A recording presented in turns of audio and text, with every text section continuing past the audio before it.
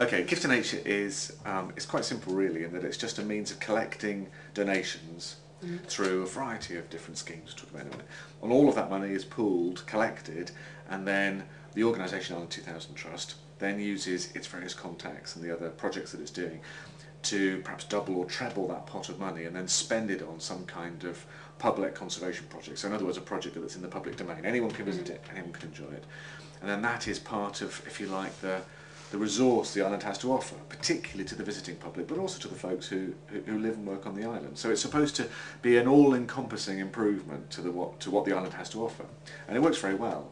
And the reason it works very well is that people love the Isle of Wight. People who live it love it, of course, but people who visit it feel very loyal to it. And in coming to the island perhaps regularly for years and years and years, by making a contribution to physically to the place and what it looks like and how good it is for wildlife and how interesting it is to visit through Gift to Nature, they feel they're leaving a legacy of a sort, really. So I think it taps into that kind of enthusiasm for the Isle of Wight, and we do our very best to make sure that it's spent on exciting and interesting projects that are fun to visit year after year and improve year on year. That's the key thing, is the whole scheme gets a little bit better each year. It's all sustainable. Yes, I mean, it's all really based on places that are good for wildlife, but could perhaps be better for wildlife. And the things we do, because we're a relatively small organisation, we're not particularly well off. We don't put in place anything that's going to make huge demands of maintenance in any way at all. So the whole point is just to sort of steer things in perhaps a direction where it can merrily go on progressing either naturally or with minimal intervention and get better and better and better for wildlife and more interesting for visitors. So it's wildlife and people. The thing is a combined effort really all the way through. And do you work with the idea of the Isle of Wight as the eco isle? We do really. I mean, of course Eco Island is a big flagship project.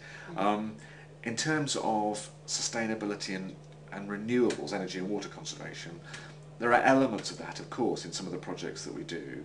The physical projects themselves are about land use, about land management. Now sometimes, particularly with our wetland work, there is an angle about water conservation because we're keen to pool water, retain water in these habitats rather than see it lost to the sea. And the island is a very flashy place. In other words, it fills up with water when it rains and it all empties into the sea within 2 or 3 days. So water retention on the island, if you want to call it that, is actually a very good thing for wildlife. But it's also a good thing from a sustainability point of view because it talks about the island being more self-sufficient. 30% of our water comes from Hampshire, our drinking water. So it's a big issue for the island. Some of the projects can talk about that, can establish a dialogue and demonstrate in a small way some of those bigger eco-island issues. But they all together have something to add to the eco-island agenda, and taken together over the long term that could be quite a significant contribution. And are you staffed, are you kind of full-time staff, or do you take many volunteers? We do. I mean, we do have a staff, not a huge staff, a mix of full-time and part-time. And we do have lots of volunteers too. Now some of those are organised volunteer groups that we will ask to come and help us, so they're available to anyone on the island. They do all sorts of wonderful stuff.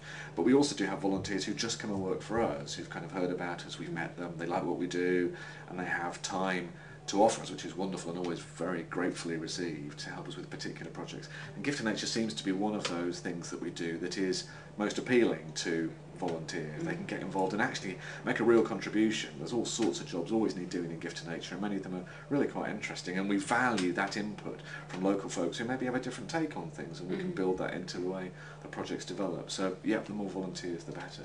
How would people on the island who be interested in getting involved, how do they get involved, what do they do? If you haven't heard of Island 2000, well you have now, you can find us through the website, which is island2000.org.uk, www. You can find us through, and you'll find Gift to Nature through that, but you'll also find Gift to Nature through its own website. Just look for Gift to Nature. You'll find everything you need on there, really. Now you'll see information about us dotted about the place. Just look in a TIC and you'll find loads of our publications. We do lots and lots of tourism-related stuff. We do lots of community stuff, art, education. We have a pretty wide angle as far as our interests go. If you're interested in what we do and you'd like to know more and would like to get involved, just get in touch. There's email, there's the phone, we're quite happy with that, and we'll find a way of you getting involved. We are always looking for ways of improving what we do, and often tapping into local resources, which means local people, is the best way of doing that.